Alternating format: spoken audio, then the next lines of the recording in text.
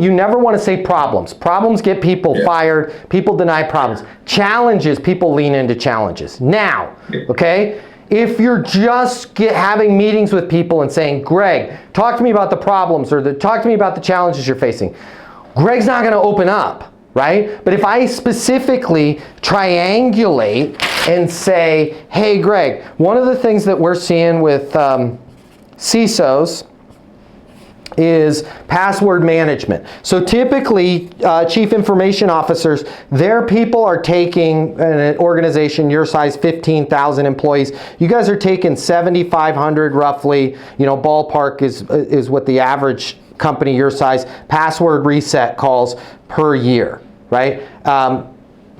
Here's what nobody's talking about. It's about a 10-minute call, okay?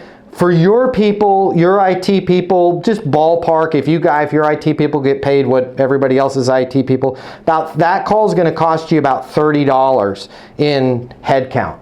Here's what nobody's talking about, especially in healthcare. It's not the 10-minute call for your IT department. It's that the person on the other end of that phone who also works for, in your case, Centura Health, is also taking 10 minutes out of their day.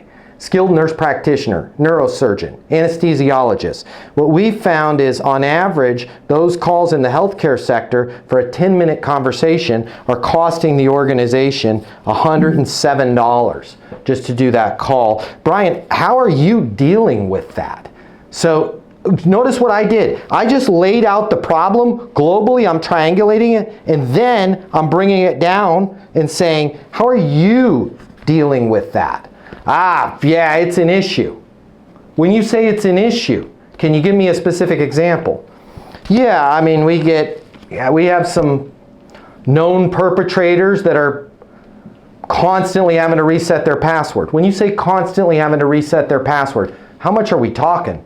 I'm talking once a month. Wait a minute, they're making 12 dials a year, and I'm writing that down, right? How many people? We got at least 100 people. Man, that's an additional 1,200 calls on top of the 7,500, right? Again, now I'm monetizing, and I never had to say, what challenges are you facing? The ideal conversation is that you're gonna let them be aware of something, right? There's a problem that every store owner is having to deal with. Nobody's talking about it.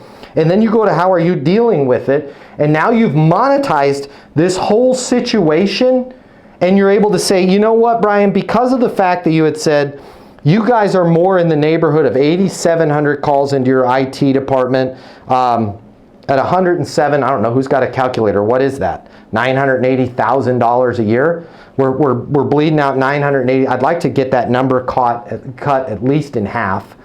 Get you $500,000 savings there. And based on everything you're telling me, you're a perfect fit for our AI-powered password management reset tool that still follows all the security protocols. Does it make sense for me to shoot you over a quote and a timeline to get that installed? No. Got it. What's a good next step? I don't know. It's just not a priority. Brian, it's $980,000. What else is going? Well, I mean, I guess when you put it that way, I need to get Ellis involved. Perfect. How about we do this? I'll put together a quick, just a one-pager you can shoot over to Ellis. Current situation, capabilities needed, and you guys recouping this 980, and then next steps in terms of getting the software installed. Fair enough? Yeah, that will be good. Perfect. I'll have that over to give me about 30 minutes to kind of write up everything we just discussed. I'll have that over to you, and then what I'm going to do is the 7372, is that your mobile? Yeah, it is. I'm going to go ahead and text you after I send the email just to make sure it's not lost. Why the hell am I doing that, guys? I'm doing that because you know how many times you send somebody an email and it's caught in a spam folder and they're like, man, Tanya doesn't do what Tanya said she's going to do. And on the other end, Tanya's going, I haven't heard from Ellis.